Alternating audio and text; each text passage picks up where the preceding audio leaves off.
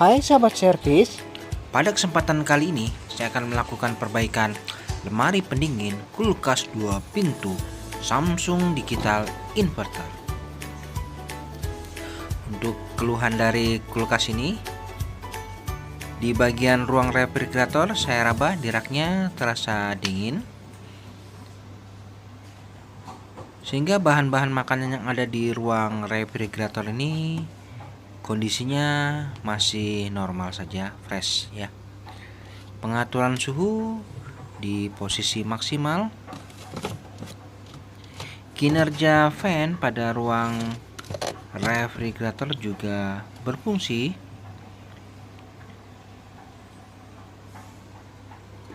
Untuk model dari kulkas ini bisa kita lihat di tabelnya, yaitu RT29K5032S8.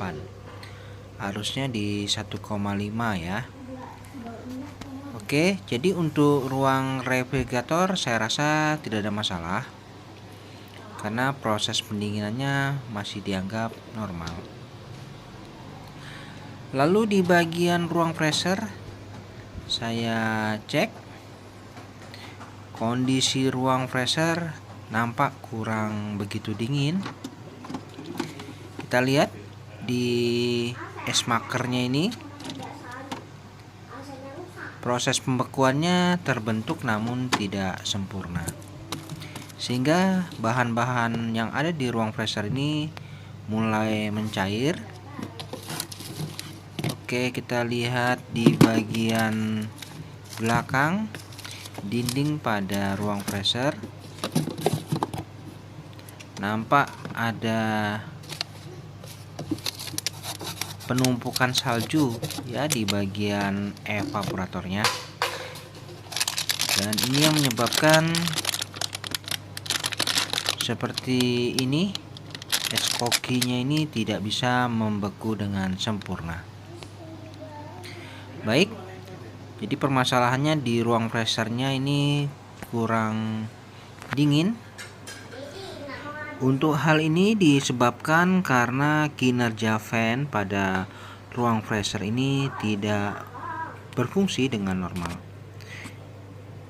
Oke, tidak ada ya terdengar suara fan berfungsi, sehingga ruang freezer ini tidak sempurna. Untuk dindingnya saya raba ada terasa hangat. Untuk lebih jelasnya kita geser dulu, kita lihat di bagian belakang. Oke, setelah saya geser, kita lihat dulu pada penampungan air nampak kering, tidak terjadi proses pencairan dengan sempurna. Filter dryer saya raba terasa hangat ya, mantap. Jadi untuk sirkulasi freonnya juga lancar. Kulkas ini menggunakan sistem step valve, yang mana untuk jalur pipa kapiler di ruang freezer dan ruang refrigerator itu berbeda. Mesin kompresornya menggunakan NC4A V80 ALR yang kategorinya adalah 1/4 PK. Oke, seperti ini ya. Jadi permasalahannya yaitu di bagian sistem modulnya ini kita akan cek. Jadi untuk kerusakan kulkas inverter ini kita bisa lihat di bagian modul pengendalinya apakah ada kode error, yang mana pada kode-kode tersebut kita bisa analisa di mana letak permasalahannya. Baik, saya buka dulu untuk kap penutup. Kita lihat ya. Oke, sudah nampak pada bagian rangkaian modul inverter dan modul pengendali. Untuk modul inverternya berfungsi, lampu indikatornya menyala, artinya mantap untuk modul inverter. Sedangkan untuk modul pengendali terdapat kode kedip ya, yang mana kita hitung. Oke, ternyata ada 11 selanjutnya. Dan selanjutnya ada 5 kali kedip. Jadi untuk kode kedip pada modul pengendalinya ini terdapat 2 kali ya, yaitu yang 11 kali kedip, kemudian 5 kali kedip. Artinya ada 2 permasalahan. Jadi untuk 11 kali kedip itu karena fan pada ruang freezer tidak bekerja. Sedangkan 5 kali kedip itu adalah terjadi pengeblokan karena proses defrostnya tidak berfungsi dengan normal. Kesimpulannya ada 11 dan 5 kali kedip pada modul pengendalinya. Oke, sudah jelas ya. Selanjutnya saya akan cabut dulu sumbernya. Saya lepas soket di bagian ruang modul ini, dan sekarang kondisinya mati seperti ini ya. Lalu apabila saya akan tes kembali, saya hidupkan, maka modul pengendalinya ini yang pasti tidak akan berkedip ya dalam waktu singkat.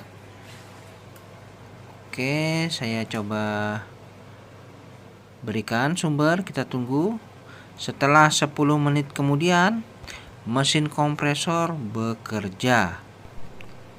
Oke, di saat mesin kompresor ini bekerja, kita tunggu dulu apakah ada kode kedip pada modul pengendali. Ya, mesin kompresor bekerja. Kita tunggu dulu ya. Setelah 5 menit kemudian kita tunggu. Oke, nampak jelas bahwa di modul pengendali terdapat kode kedip sebanyak 11 kali kedip ya. Jadi untuk modul pengendalinya ini terdapat 11 kali kedip ya. Jadi untuk 5 kali kedipnya itu akan diperlukan waktu ya kurang lebih ya sekitar 16 jam atau 1 hari ya. Oke, kita lanjut ke bagian ruang freezer. Jadi untuk mengatasi permasalahan error 5 dan 11 kali kedip ini, kita keluarkan dulu bahan-bahan makanan yang ada di ruang freezer.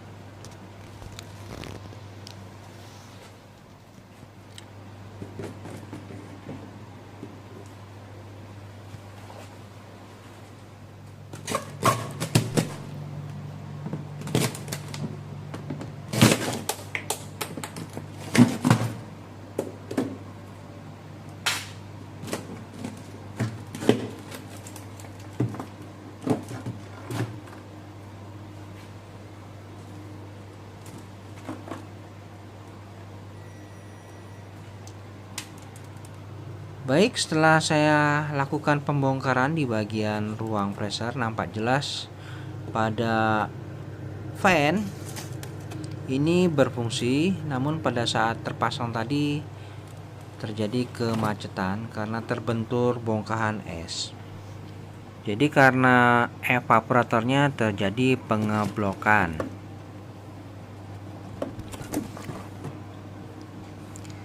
Selanjutnya untuk mengatasi permasalahan ini ya, kita padamkan dulu unit kulkasnya ini.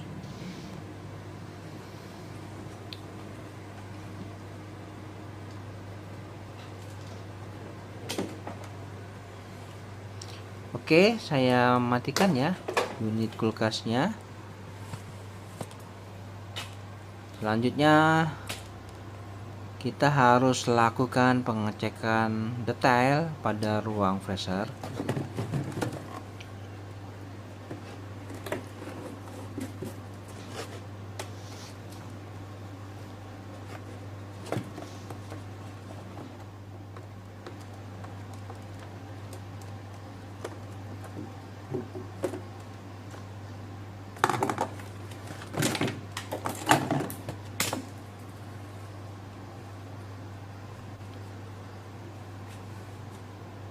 Untuk melakukan pengecekan di bagian ruang freezer, yang pertama kita akan lakukan pengukuran.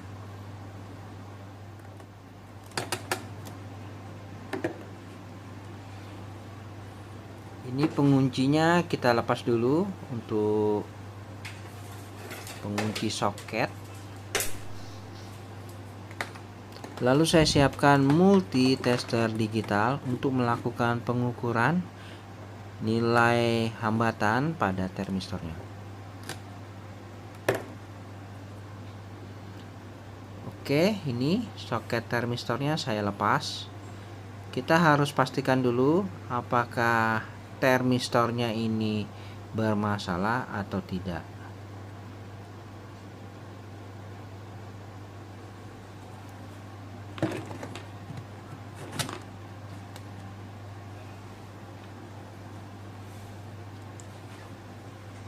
Oke, saya akan lakukan pengukuran nilai hambatan termistor di saat dingin. Berapa nilai hambatannya ya? Kita ukur dulu di skala kilo.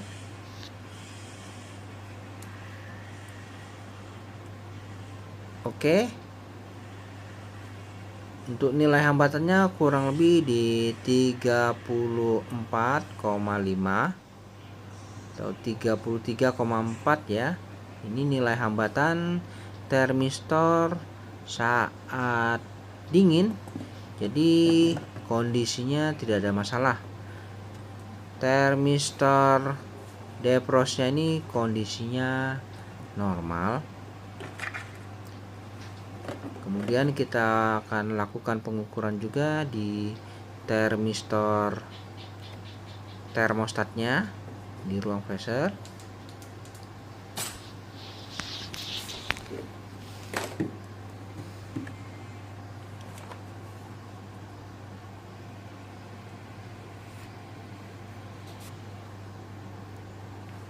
Oke, kita akan lakukan pengukuran termistor freezernya ini berapa. Terukur di 9,7, artinya normal, tidak ada masalah juga ya. Jadi termistor freezer juga normal. Oke, kedua termistor pada ruang freezer saya ukur normal saja. Selanjutnya kita akan kembalikan dulu ya termistor ini. Lalu lanjut kita lakukan pengukuran heater dan fuse derajat. Jadi untuk multi testernya kita siapkan, kita ganti yang manual saja biar lebih enak.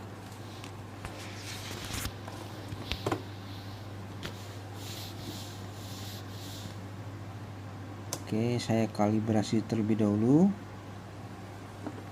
Untuk pengukuran heater, ini ada kabel coklat, ini adalah kabel heater. Kita ukur apakah heaternya tidak putus. Oke ya, untuk heaternya kondisinya mantap, tidak ada putus. Lalu kita ukur untuk fuse derajat screennya ini ya, kondisinya mantap juga. Jadi kesimpulannya untuk heater, fuse derajatnya juga normal.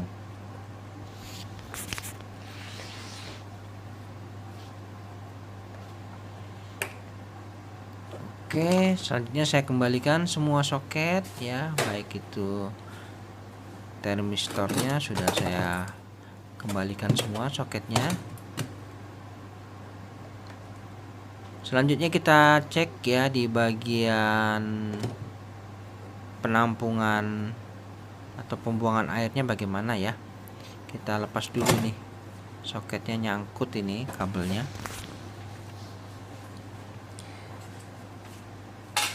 Jadi saya akan lakukan pengecekan di bagian saluran pembuangan airnya nih, apakah terjadi penyumbatan atau karena terjadi pembekuan.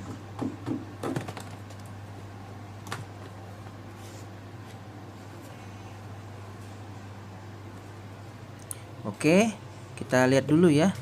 Di bagian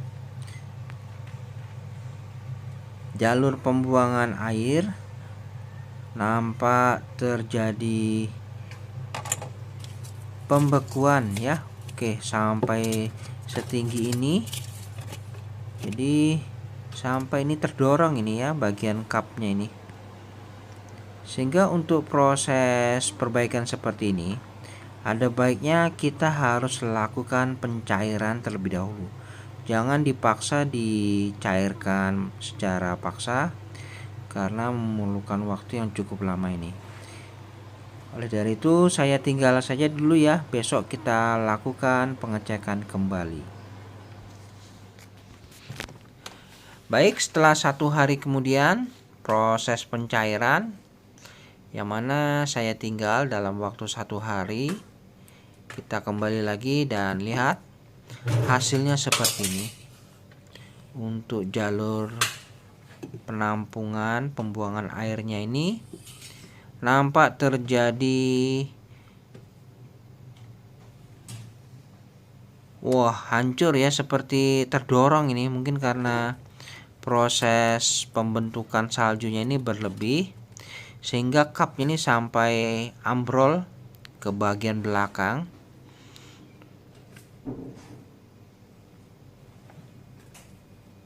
Oke ya, cukup parah ya saya rasa. Dan untuk mengatasi masalah ini, saya akan lakukan penambahan header 12 in. Saya akan tambahkan header ini untuk melakukan proses pencairan tambahan.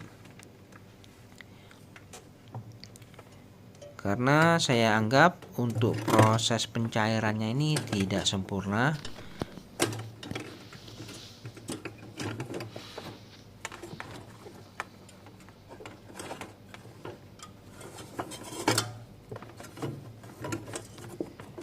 Baik, setelah header tambahan saya letakkan di bagian bawah, selanjutnya tinggal kita lakukan penyambungan.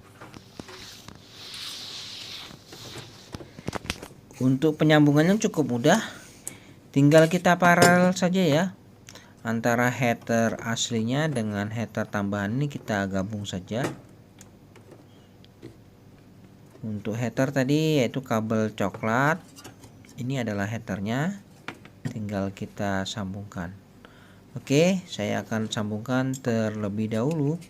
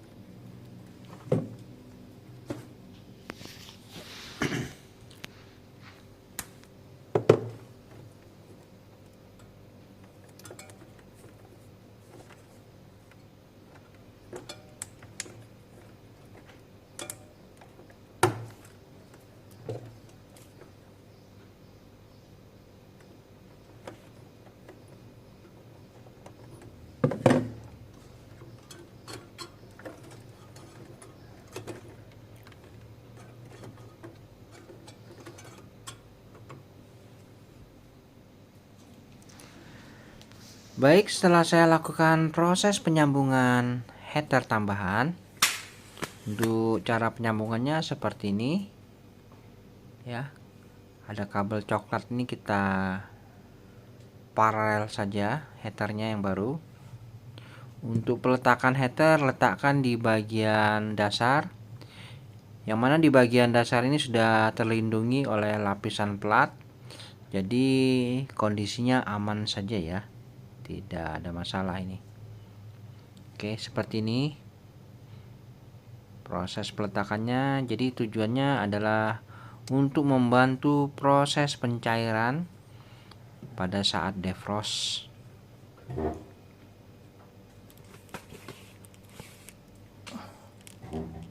Oke, saya rasa sudah selesai. Selanjutnya tinggal kita kembalikan soketnya ini.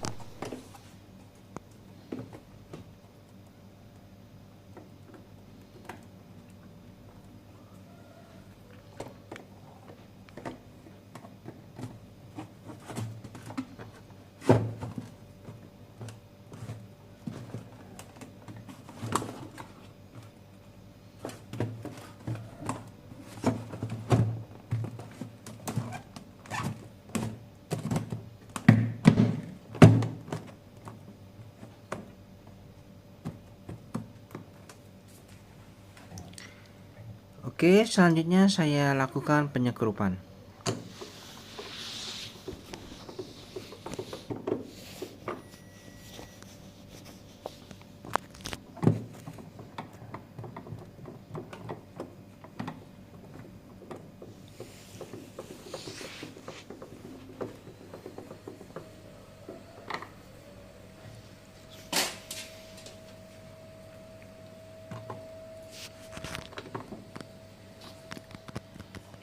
Dan setelah tertutup cupnya, lalu kita akan lakukan pengetesan terlebih dahulu.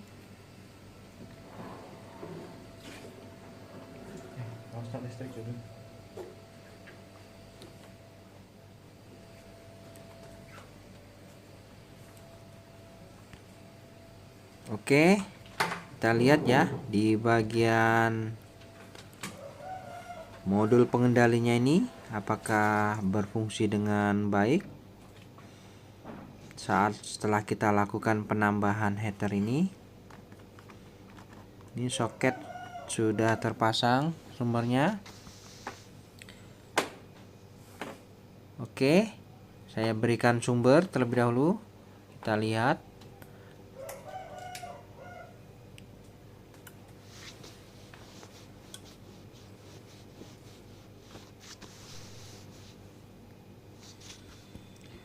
Oke, untuk modul inverter berfungsi dengan normal.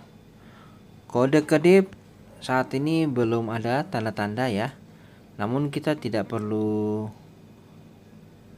ragu dan kita akan lakukan pengetesan saja ya. Kita biarkan unit kulkas ini running.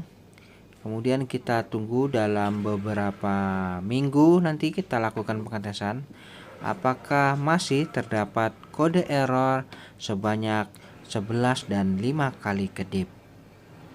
Karena untuk melihat hasilnya itu memang diperlukan waktu kurang lebih 2 minggu. Jadi kita lihat ya apakah dengan waktu 2 minggu ini kondisi normal atau tidak ya. Oke, untuk ruang pressure pastikan kinerja fan ini berfungsi.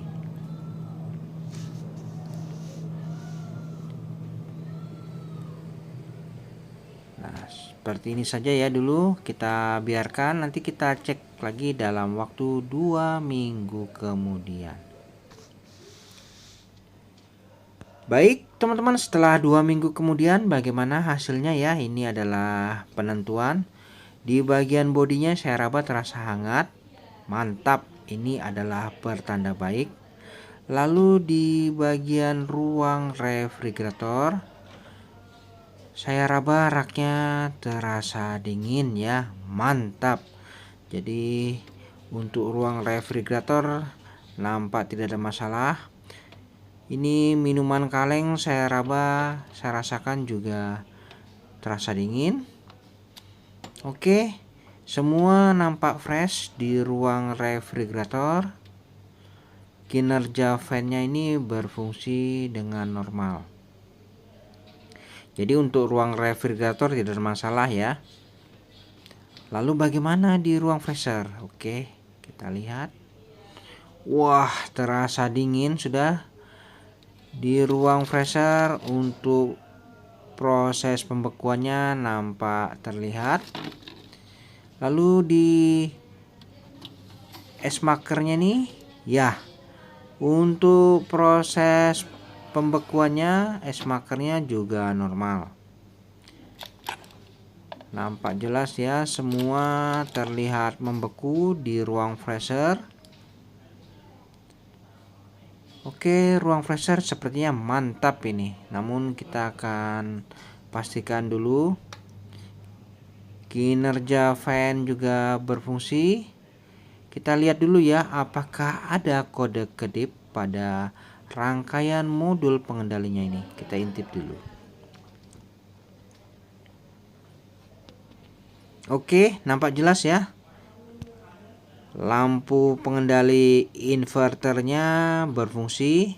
Tidak ada tanda-tanda kode kedip. Untuk lebih jelasnya kita lihat ya.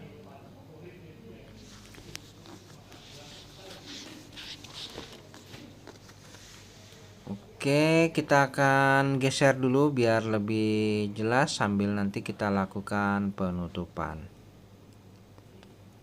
Ya, di bagian modul inverternya mantap, tidak ada masalah.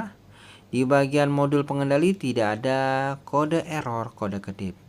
Yang mana sebelumnya terjadi error sebanyak 11 dan 5 kali kedip.